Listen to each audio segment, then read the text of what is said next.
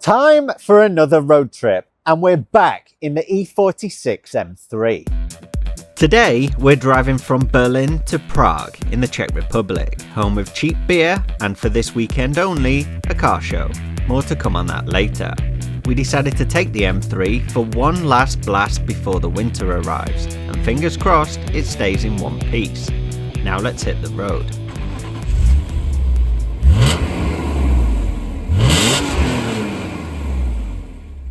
Right, we are on our way, and the first thing we need to do is get petrol. Could also do with a coffee. So Cedric, let's get onto Google Maps and find us somewhere to get fuel. So we then made our way out of the city, and immediately Cedric started picking holes in the M3. What is that squeaking? Do you know? That's a question you could ask all along this journey. What is that noise? What is that rattle? What is that creak? What is that squeak? Honest answer is, I've no idea. But as long as the car is still running, all is well. Could it be brakes? But if you're not touching them, why would they?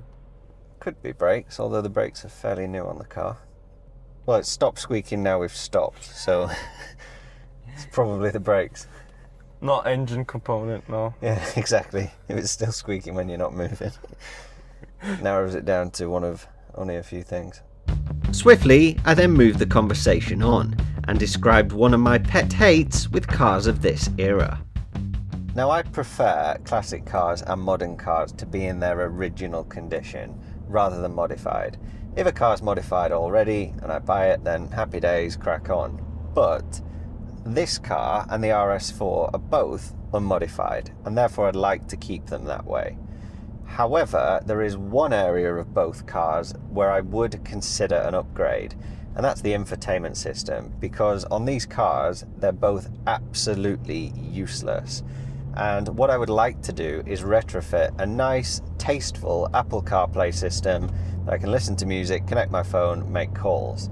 What do you guys think? Do you think that's allowed, or do you think I should keep it original? Let me know in the comments. We eventually made it out of the city, which meant it was time for the M3 to stretch its legs. First open road. Power! And then, after driving down some beautiful autumn-coloured roads, it was time for our first stop. Straight ahead. And then left on the circle. Left here? Yeah. Oh, we're at McDonald's! Yeah. We're stopping at McDonald's first? Yep. Oh, great. We get to fuel up before the car does. Amazing. Oh my gosh. I'm on the UK side of the road. Right, McDonald's time. Just a short stop for breakfast and a coffee, and it was time to get back on the road. And as we've been to McDonald's, it's now time for me to tell you about one feature on this car that is at least twice as good as the RS4, and that's cup holders, because this car has two, unlike the RS4 that only has one, and it sits right up here, and I'm yet to find a cup that actually sits in it that doesn't evacuate as soon as you touch the throttle. So these ones are tucked down here by the armrest. Perfect. We then ate up the miles on the Autobahn, enjoyed our cheap coffee, and it was soon time for our next stop, this time for the car. It was time to fuel up, and of course, only the best for the M3. V-Power, always, always, always V-Power. And as I've pointed out previously, one pretty cool thing about fueling up in Germany is down at the pump, you can latch it just like so you can leave the fuel running until it's full.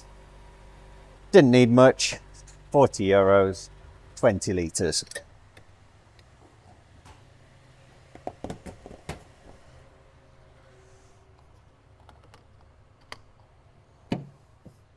Done. Back on the road. 156 kilometers to Dresden. 1 hour 45 minutes. Excellent. Which way? This way? Right, yeah. Is this an M3 coming the other way? Yeah. Ladies and gentlemen, there you go. Nice car, M3. Gave him a thumbs up and he wasn't looking. Fantastic. Surprised by that. Usually car people, especially if you're in the same car as somebody, people usually let on. I always joke with my mother, who has a Vauxhall Grandland X, I think, It's actually quite a good car. I can't really fault it, to be honest. And whenever I drive it, I always wave at the other Grandland drivers, and she goes mad at me. Really? Yeah, I was let on just in the same way you would if you were driving a 911 and you saw another nice 911 coming the other way. Yeah, she hates it. It's because I'm a child. Then, back to eating up more miles in the M3 and more McDonald's inside it.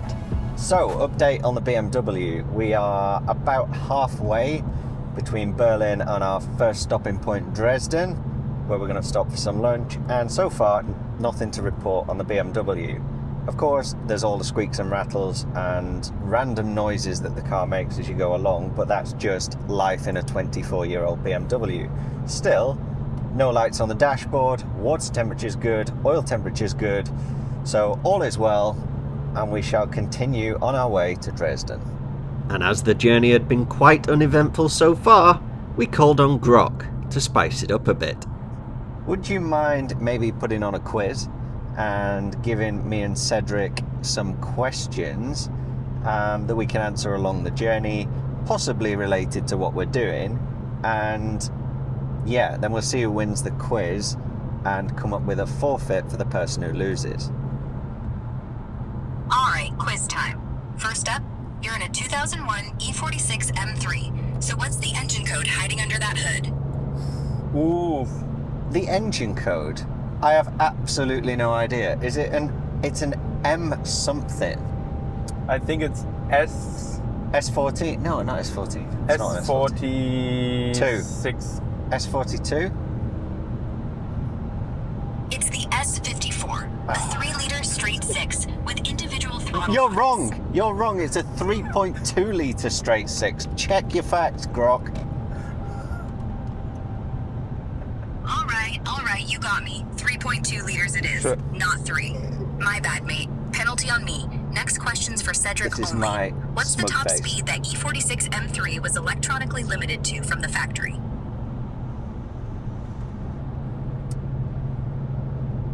$280 kilometers an hour.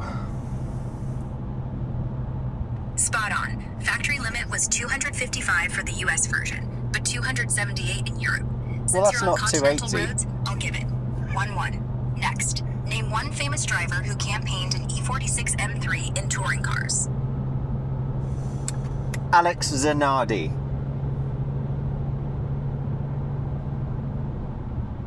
Walter Rail. Alex Zanardi, one of the best drivers to ever live, in my opinion. Is that Not 2-1? quite. He drove in DTM, but with the CLS or AMG models, never an E46. I'm fairly confident he drove an E46 after his crash, where he lost his legs. Can you fact check that, please?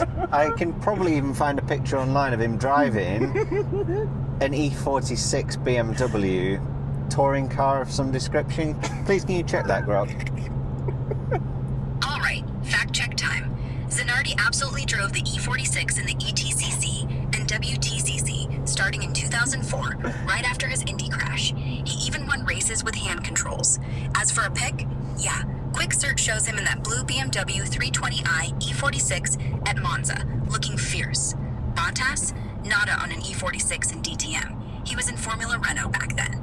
So point to you on Zanardi. Scores 2-1 to Cedric. No. Next question. That What's was the name of the Lawrence. bridge you're probably crossing soon into Dresden? The one over the Elbe. No idea. It's the Augustus Bridge, or Augustusbrücke if you're feeling fancy. The big stone one right in the heart of Dresden, linking the old town to the Neustadt. Classic Elbe crosser since the 17th century. That's 2-2 now. Cedric's turn. In that E46 M3, the rear diff is limited slip. What type? Open or locked? Open. Broken. It's a multi-plate torque sensing limited slip diff, so not fully locked, not open either. Technically, it's limited slip. I'll say half a point each. Well, it can't be open and limited slip or locked and limited slip, can it? I mean, that just What was doesn't the make question? sense.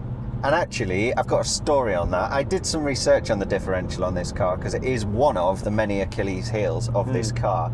And I was surprised to find out that it was both designed and manufactured in The Germany. E46 M3 came with But it turns out whoever designed this gearbox went for a long weekend in Italy and really enjoyed the Parmigiano there, so much so that he brought a load back to Germany and he decided to make the clutch plates in the diff out of the Parmigiano, which results in you having to change the clutch plates on this car approximately every 30,000 miles, or just put a completely different diff in altogether. So Cedric, we're going to have to do something like that over winter with this car.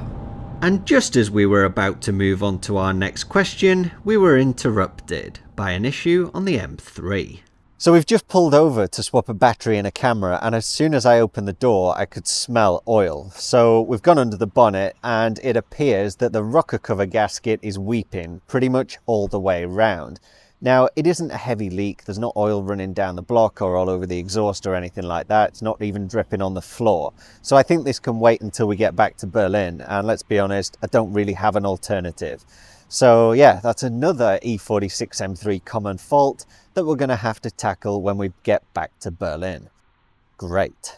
So we then got back on the road, and thankfully it wasn't far to go before we reached our first proper stopping point. So we're just arriving into Dresden, and I must say, from what I can see so far, it's actually a really pretty city. And I've just been thinking on the drive in about the oil leak from the rocker cover gasket, and honestly I'm not too concerned by it. Reason being, I checked the oil level on the car when it was cold this morning, and the oil is still at the same level it was when we got back from the Croatia road trip. And I drive this car every day to work on the Autobahn, so I don't think it's lost any oil. It is just weeping. But nonetheless, that's content for another video, and we will fix it when we get back to Berlin. We decided to head to the old town, which was very pretty. We found a nice restaurant with a tram in it, and after eating up, it was time to hand driving duties over to Cedric. Okay, so Cedric is now in the driving seat, and we are just exiting Dresden. And we don't have navigation. Is that my job now? Yes. Right, where are we going? Prague? I have to go right here anyway. Yeah, that's fine. Yep, that was the right way. Straight down here. And in exactly 2 hours on the dot, we will arrive in Prague. Nice. So we then headed out of the city and back onto the Autobahn, and were greeted by a chap who appeared to be a fan of the M3.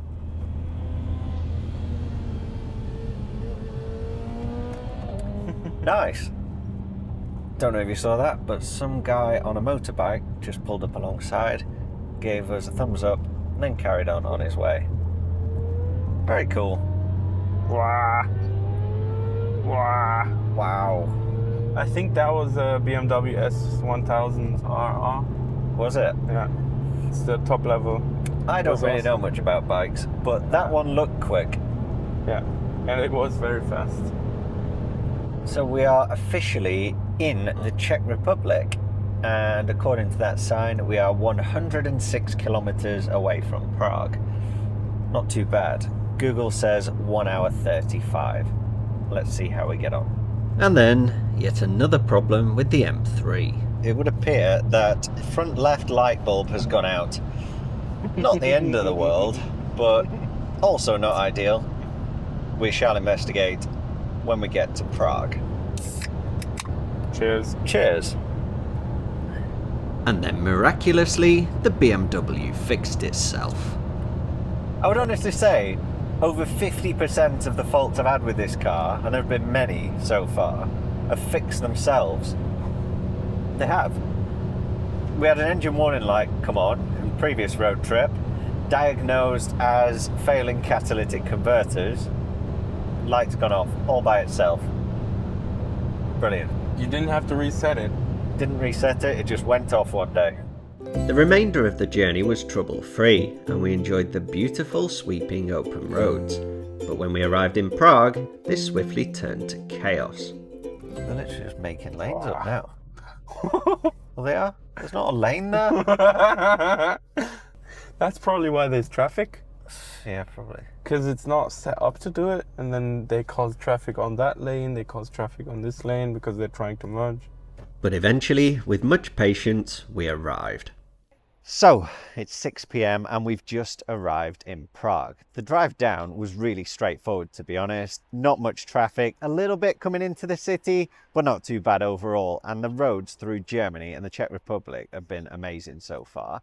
And honestly, nothing to report on the car. It's behaved itself the whole way down. Of course, we've got that rocker cover gasket to take a look at when we get back. And there seems to be an intermittent issue with one of the headlights. But I'm pretty sure we can get over that problem as well.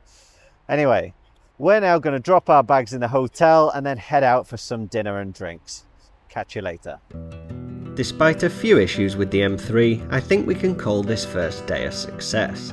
The next morning, we were up bright and early and we got back on the road for day 2. Right, we are off and we are on our way to Prague Car Festival. No idea what it's going to be like. Could be good, might not be, but we'll find out together.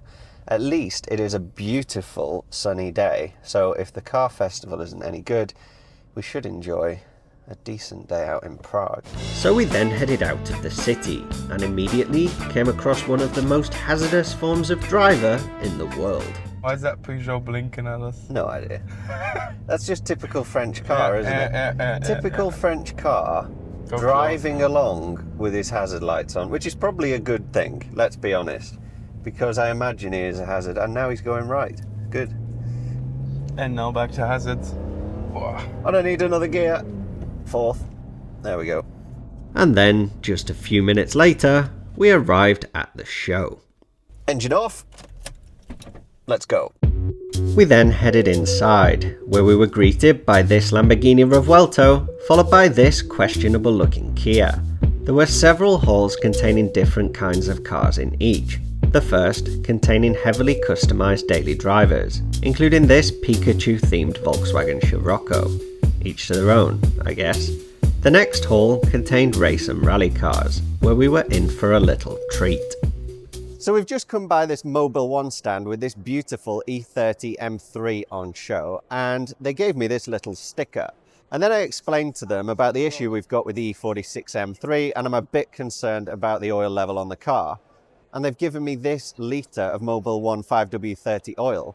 How cool is that? Really appreciate it. Just goes to show, car people are good people. We then continued, first coming across these Italian classics. A Lancia Stratos, Ferrari Testarossa, and a pair of 124 Spiders. Next up, historics, starting with this little 1922 Bugatti. Following that, some of the first cars ever produced, and I don't even know what most of them are. There were also a few motorbikes, such as this Indian. Very cool. Then my favourite car of the show, an original Ford GT40 in iconic Gulf racing colours, complete with orange wheels and the original naturally aspirated V8 engine in the middle.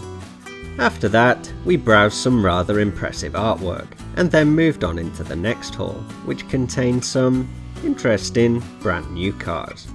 There are a lot of random car brands here that I've never heard of, such as this SWM, and I've no idea what that stands for, presumably short with money, because front to back, this car is compromised.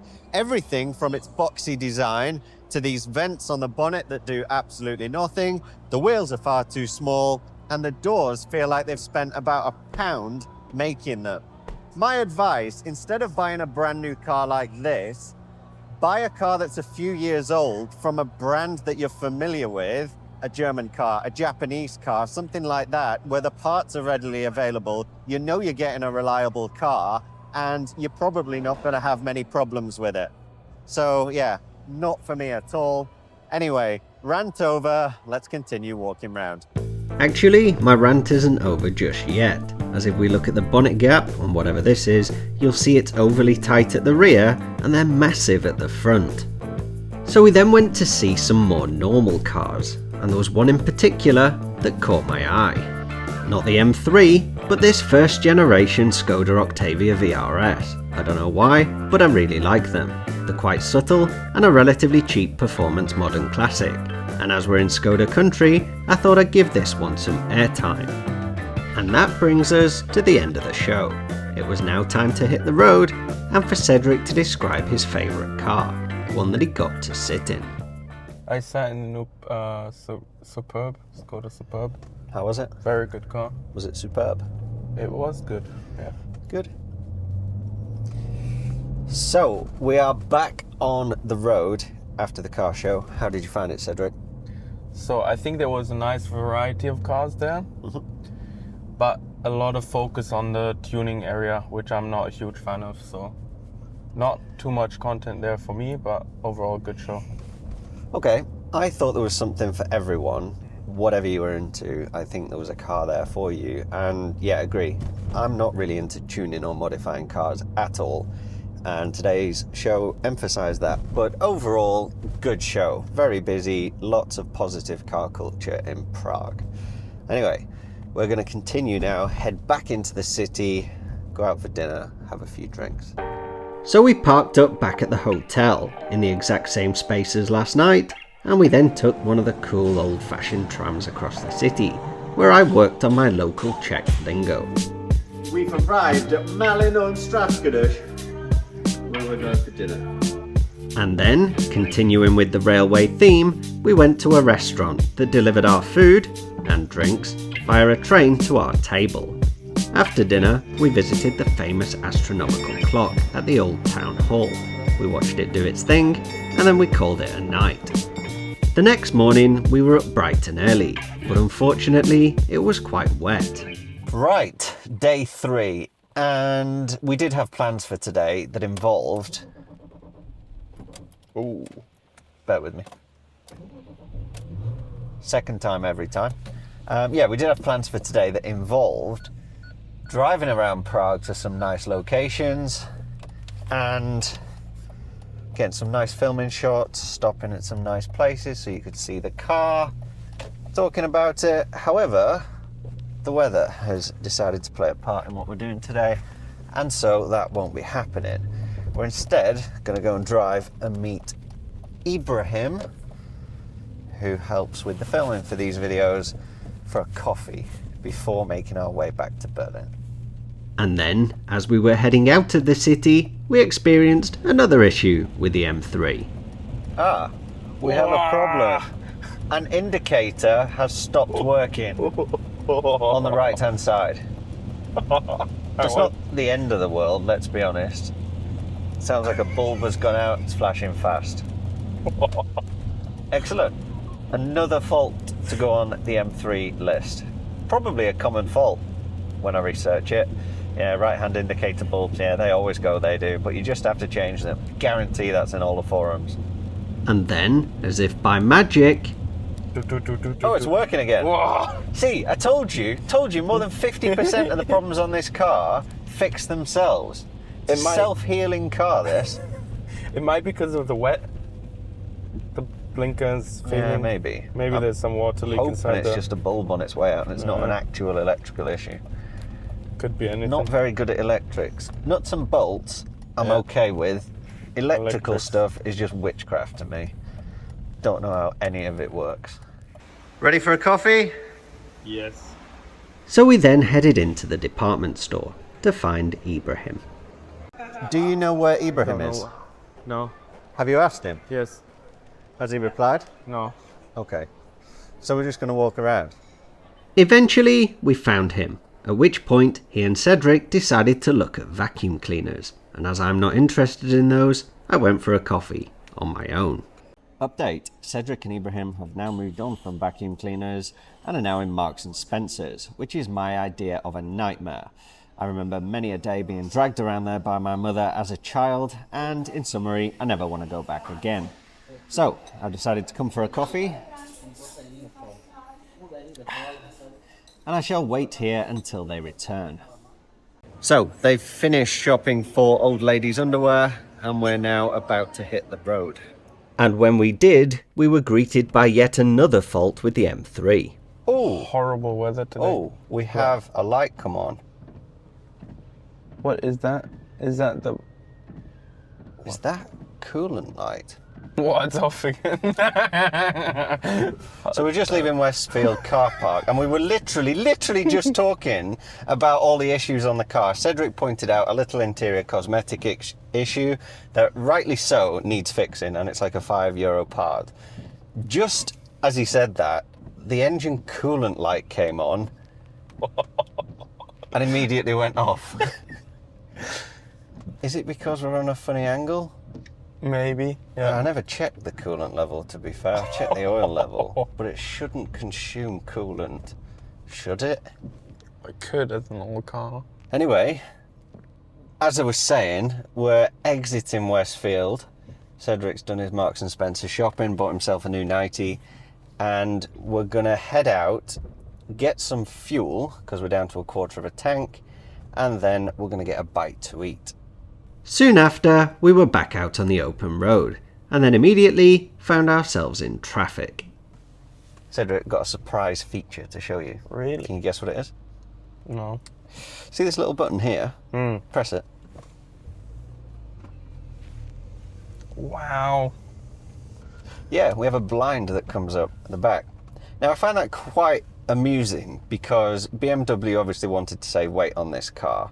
And so there's a load of areas on it. You can tell that they've made changes compared to the standard car in order to reduce weight. Yet, they've left that blind in the back with the motors, etc., which obviously adds unnecessary weight. Maybe it was an optional extra that the customer ticked, who knows. But, pretty cool. We soon got moving again, at which point Ibrahim, in the car in front, decided he fancied a baguette, and we did too. But what he failed to mention, or notice, was this meant yet another lengthy trip to a department store. Question, this baguettery place that you found, does this mean we have to get out of the car and go in that massive shopping centre? I'm not sure where exactly it is. It was in the department store, and on our way into the car park, we had a little moment in the M3. What's happening? I cannot see you behind me. I am behind you. That's slippy. Do we have a flat tire, Lawrence? The back end of the car just stepped out massively twice, and I only tickled the throttle. Anyway, latest palaver over, we parked up. Baguette time. Oh. You may find this next bit hard to believe, but this was an unsuccessful pit stop. The baguette shop turned out to be too far to walk, so after 30 minutes of deliberating and walking around Tesco's, we decided to get back on the road to Berlin, and of course, immediately ended up in traffic. Sangyong Torres. I just think whoever bought that car saw every other car on the road and thought, no, none of them are good for me. I want that. Right, we are moving again, and so, Cederico, it's time to open the Jaffa Caicos. Should I feed you? Yes. Here you go. Thank you. Oh. And then, just a few more kilometres down the motorway, it was time for our next stop. So we're now getting off the motorway, which means it's time to refuel, and it's also time for us to break the news to Ibrahim that we're not going to be stopping at his favourite baguette restaurant afterwards, because we've already spent enough time today faffing around, and I'll be honest, I just want to get home. Whoa. How can the car be sliding when it's going so slow? That really does make me think what you said about... Something wrong with the traction control. Yeah. I don't think the tyres broke traction then. I think the car detected something and the ABS kicked in. That was ABS, not traction control. I think. You think it was like a misdetection, so it was overreacting basically? Yes, I think the car was overreacting, but I think that was different to the car park, because then I was braking. In the car park, I wasn't braking, I was accelerating, or I was on the throttle. So maybe there is something going on with the traction control system, because the two are linked. ABS and traction control both use wheel speed sensors. And after tiptoeing our way down a dark, wet, slippery road, we arrived at the Shell garage. Wow, how foggy is it? Okay, fuel time. Right, we're now fueled up and we have to pay 2,041 chucks, which I've no idea how much that is in real money, but I'm about to find out. Right, Ibrahim, do you want the good news or the bad news? Bad news first. Bad news is I don't think we should stop again. We shouldn't stop again. No, because we just spent an hour not buying a baguette. And the good news is that tank of fuel only cost me 84 euros, which is an absolute bargain. And with a full tank of fuel, it was time to continue. Right, back on the motorway, and we do have one more opportunity for Ibrahim to get a baguette. He told us the next opportunity is just off the motorway and we don't have to spend an hour in traffic in order to get one. So I'm going to give him one last chance. And if this doesn't work, I'm going all the way to Berlin on my own, and he's on his own after that. We'll see. But when we did get off the motorway, this baguette place looked pretty good. And this one was a drive-through. It says Dobrý den. What does that mean? Dobrý den, počkejte mi 3 minutky, poprosím. English. Sorry? Is English okay? Hello?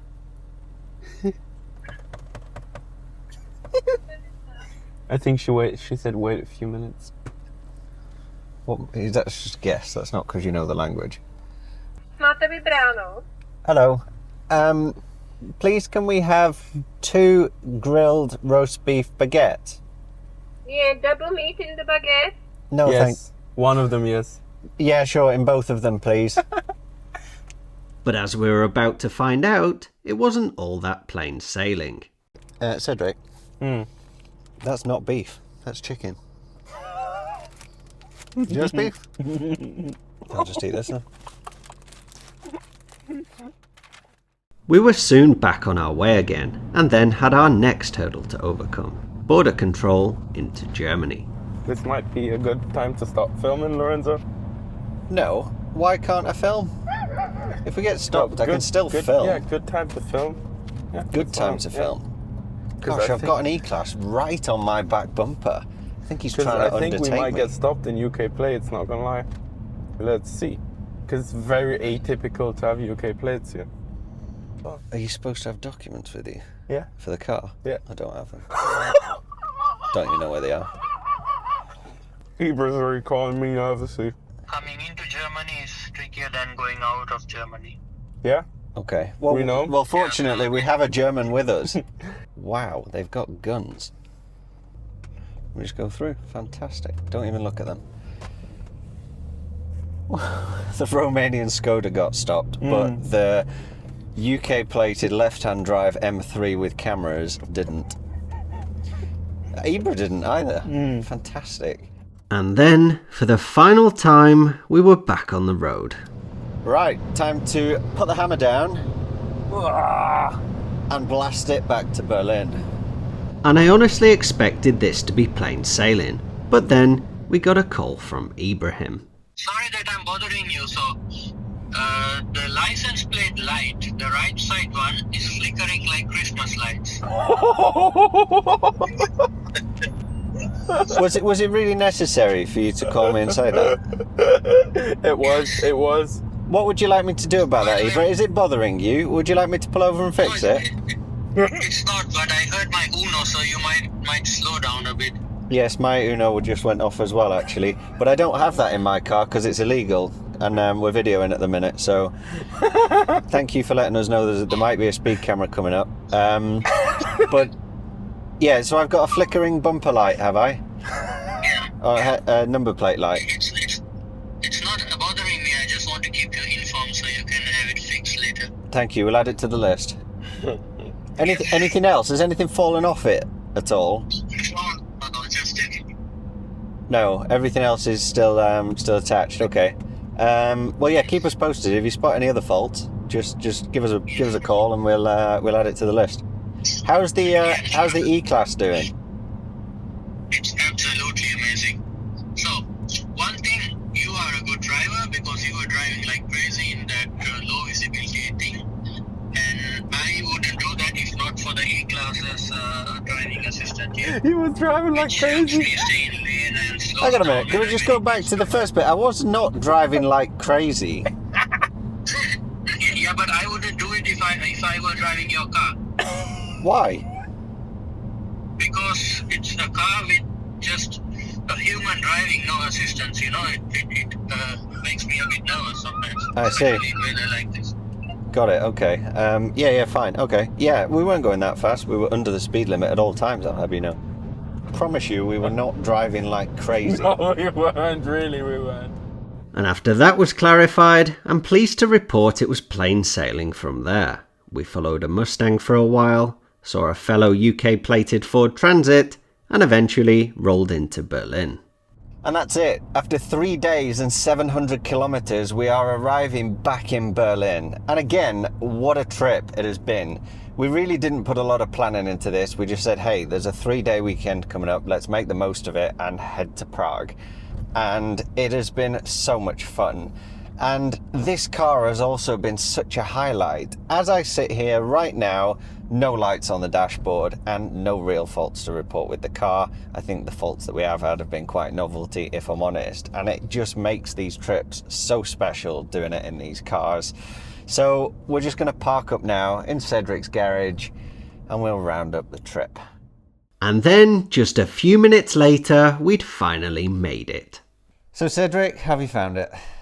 Well, my highlight was how we were chasing the 5.0 Mustang, which is a modern car, much older car, and it kept up perfectly. And it was pulling from 200 onwards amazingly. On the de-restricted section, I might add. All completely legal. Any other highlights? That was my highlight. How about yours? That was your key highlight. For me, similar. This is just an absolute masterpiece of engineering. As I said in my previous video when we went side by side with the Audi. It's so refined as a driver's car and it feels special all of the time. I know if we'd have taken the RS4, we would have still had a lot of fun. But on the Autobahn, it would have just felt like a normal Audi. The M3, it lit up when we were driving it faster. At 200 kilometers an hour, it was just hitting the power band and the car just wanted to keep on going and it was screaming out of the exhaust. And then even just driving it slowly around town, it was also really nice to drive.